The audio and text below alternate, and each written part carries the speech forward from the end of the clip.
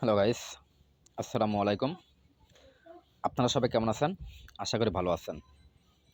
আজকে আমি dollar rate বিষয়ে আলোচনা করব। আপনারা অনেকে আমাকে প্রশ্ন করেন, $1 সমান কত টাকা? অ্যাকচুয়ালি এই কথাটা সঠিকভাবে বলা যায় না। কারণ আমরা জানি ডলার রেট প্রতি সেকেন্ডে ওঠানামা করে। যার কারণে ডলার রেট কখনো সঠিকভাবে বলা যায় না। তো চলুন আমি মূল অংশে চলে যাই।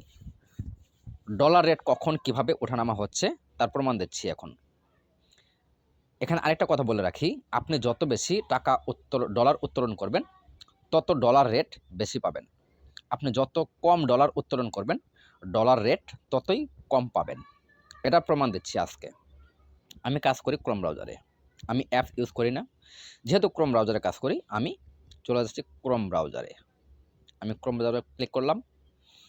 এটা হচ্ছে আমার হোম পেজ এয়ারটেম। আমি এয়ারটেম থেকে সবসময় ডলারটা উত্তোলন করি। বিকাশ, নগদ, রকেট, ব্যাংক কার্ড ইত্যাদির মাধ্যমে আপনি এই ডলারটা উত্তোলন করতে পারবেন। এখানে আজকের ডলার রেট, আমার বর্তমান ডলার দেখতে পাচ্ছেন, এখানে দেখা যাচ্ছে $163, $63.17 প্রায়। ডলার রেট, ডলার দাম আছে, টাকা হচ্ছে 7,900 টাকা, প্রায় 8,000 টাকার মতো।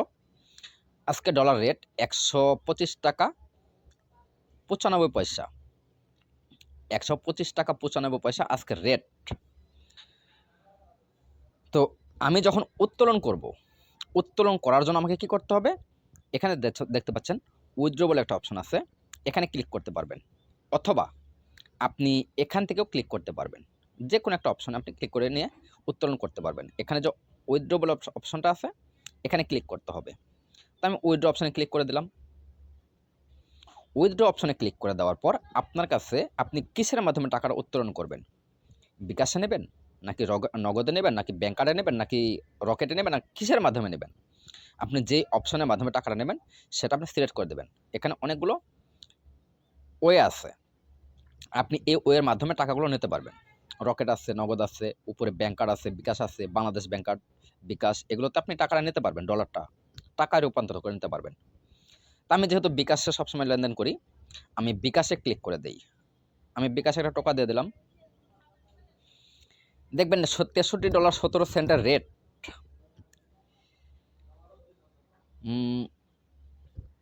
ডলারটা আসে না এখানে, 63.17, আমি 63.17 দিয়ে দিলাম।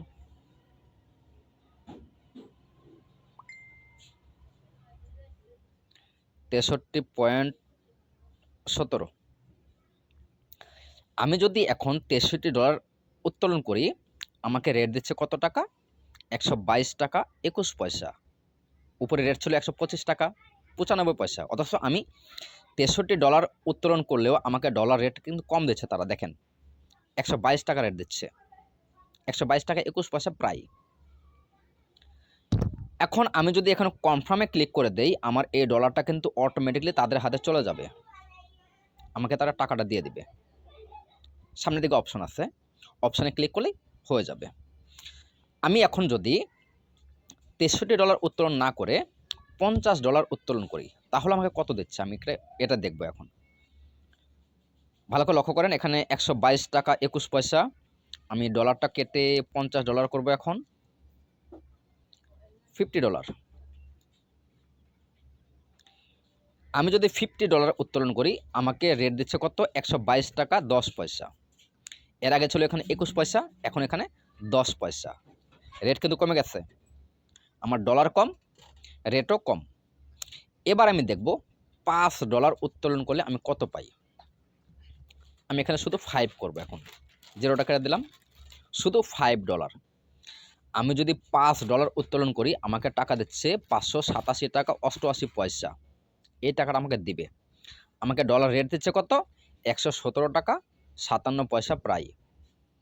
দেখেছেন, এটা হচ্ছে তার জ্বলন্ত বাস্তব প্রমাণ। আপনি যত বেশি ডলার উত্তোলন করবেন তত বেশি রেট পাবেন। ডলার যত কম থাকবে আপনি রেট ততই কম পাবেন। এটা $5 দিয়ে দিলাম।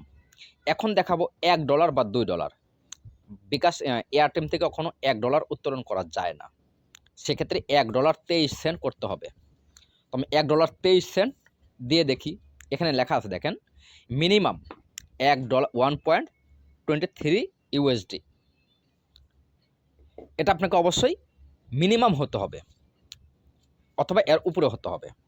যদি $1.22 দেন এটা কখনো উত্তোলন করতে পারবেন না।